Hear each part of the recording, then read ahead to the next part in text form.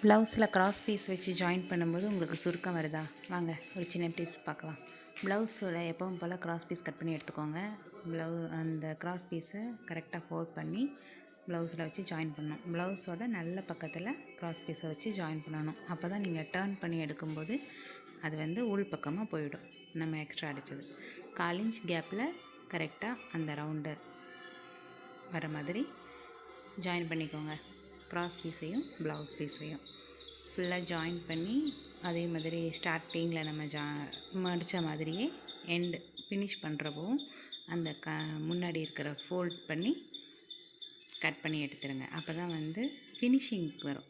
அந்த ஃபினிஷிங்க்காக தான் அது மாதிரி கட் பண்ணிவிட்டு உள்ளே ஃபோல்ட் பண்ணி வச்சு ஜாயின் பண்ணிடுங்க. 1/4 இன்ச் கேப்பில் ஜாயின் பண்ணதுக்கப்புறம் இப்போது என்ன பண்ணுறோம் அப்படின்னா, நம்ம ஜாயின் பண்ணியிருக்கோம் பாருங்கள் இந்த கிராஸ் பீஸுக்கு இடையில ஒரு 1/4 இன்ச் கேப் விட்டோம்ல, அந்த கேப்பை கவர் பண்ணுற மாதிரி அப்படியே ஃபோல்ட் பண்ணி வச்சுக்கிறோம். அந்த கேப்பை மேலே வச்சு அந்த 1/4 இன்ச்சை மேலே வச்சு எக்ஸ்ட்ரா இருக்க கிளாத்தை அதை அப்படியே ஃபோல்ட் பண்ணிக்கிறோம்.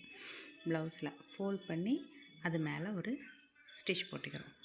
இது அது பதிச்சு அடிக்கிறதுன்னு சொல்லுவாங்க. இந்த ஸ்டிச் பேர்.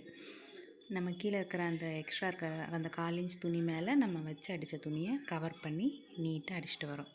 நீங்கள் இதை அடிக்கும்போதே உங்களுக்கு தெரியும், அந்த துணியோட நீட்னஸ் உங்களுக்கு தெரியுதான்னு வீடியோவில் கரெக்டாக தெரியும்னு தான் நினைக்கிறேன். செக் பண்ணி பாருங்கள். கரெக்டாக அப்படி நீட்டாக அடிச்சுட்டு வந்தோம் அப்படின்னா ப்ளவுஸ் அப்படியே பதிஞ்சு கிடக்கும். நம்ம அடித்த நெக் அப்படியே பதிஞ்சிருக்கும். கரெக்டாக அந்த 1/4 இன்ச்சை கரெக்டாக அடிச்சிட்டோம் அப்படின்னா அதே மாதிரி 1/4 இன்ச் கேப்லேயே இருக்கும். பாருங்கள், எங்கேயுமே ஒரு சுருக்கம் கொடுக்காம கரெக்டாக வரும். இது மாதிரி அடித்து இந்த பதிச்சு அடிக்கிறதுன்னு சொன்னேன் பார்த்தீங்களா, இந்த பதிச்சு அடிக்கிறது தான் ரொம்ப முக்கியம். இது ஒவ்வொரு ஊரில் ஒவ்வொரு மாதிரி சொல்லுவாங்க. எங்கள் பதிச்சு அடிக்கிறதுன்னு சொல்லுவாங்க, அமுக்கு தையல்னு சொல்லுவாங்க. இது நீங்கள் என்ன சொல்வீங்கன்னு கமெண்ட் பண்ணுங்கள். இப்போது இந்த இதை அப்படியே நம்ம எக்ஸ்ட்ரா தெரியுது பாருங்கள், நீட்டாக அந்த பக்கத்தை க்ராஸ் பண்ணி எடுக்கணும். அவ்வளோதான். தேங்க்யூ.